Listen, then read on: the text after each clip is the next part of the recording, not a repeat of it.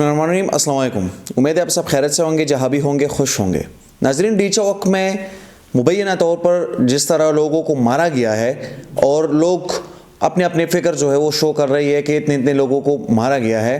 तो उसमें आज सेनेट के इजलास में सेनेटर अफनानुल्लाह ने वहाँ पर तस्लीम किया इस चीज़ को और उन्होंने वहाँ पर अपने ही लोगों पर तनकीद करना शुरू की और उन्होंने कहा कि जितनी भी लाशें वहाँ पे ज़ाया हुई है, जिन लोगों को इस तरह मारा गया है, उसको तस्लीम किया जाए कि हमने निहत्ते और मासूम लोगों को मारा है। तो उसी पर सिद्दीक जान साहब ने जो एक ट्वीट किया है, उन्होंने लिखा है कि सेनेटर अफनान पर तनकीद नहीं, उनकी तारीफ़ होनी चाहिए क्योंकि उन्होंने अपनी ज़मीर की आवाज़ पर सच बोला है।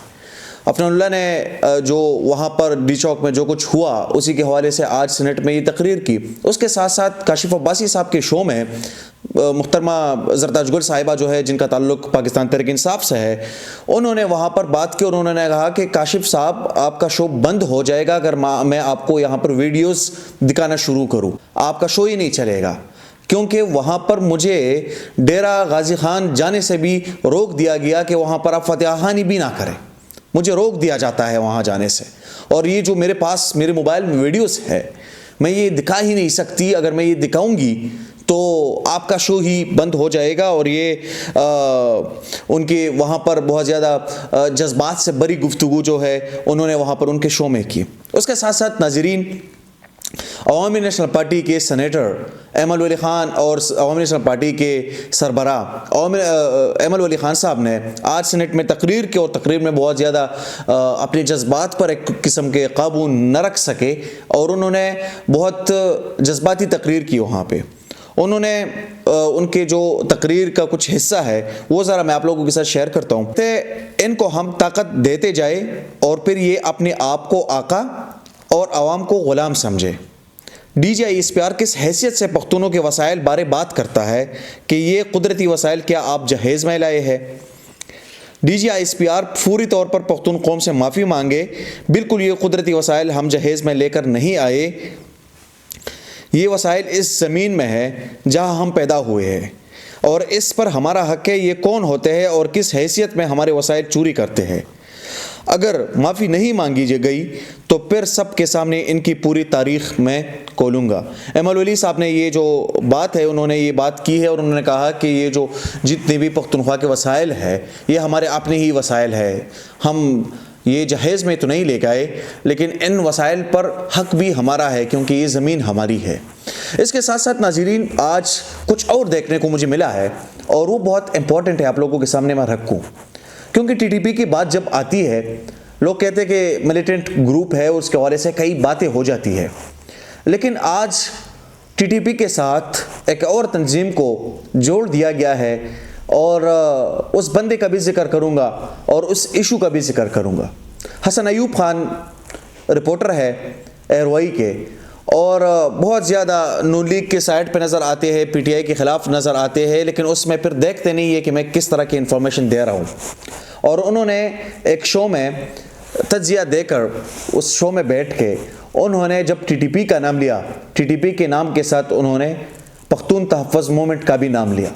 और उसमें उन्होंने कहा कि ये जो डी चौक में 1500 से 2000 तक लोग जो थे ये मिलिटेंट थे और उसमें कुछ जो थे वो TTP के थे और कुछ PTM के थे।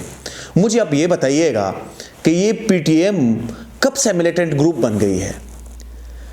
PTM मैं ये नहीं कह सकता कि आप इख्तिलाफ़ कीजिए या इख्तिलाफ़ ना कीजिए, ये आपकी अपनी मर्ज़ी है, मेरी भी अपनी मर्ज़ी है, PTM से मेरी भी इख्तिलाफ़ात है, हर किसी के हो सकते हैं। पख्तून तहफ़्फ़ुज़ मूवमेंट जब से बना है आज तक मैंने उनको ये नहीं देखा कि उन्होंने एक गमला भी तोड़ दिया हो। आज तक मैंने उनको अदम तशद्दुद के फ़लसफ़े के अलावा किसी और चीज़ पे नहीं देखा। जब वो अपनी तहरीक की बात करते हैं उसके साथ साथ वो ये भी कहते हैं कि हम अदम तशद्दुद के फ़लसफ़े पे काम कर रहे हैं, हम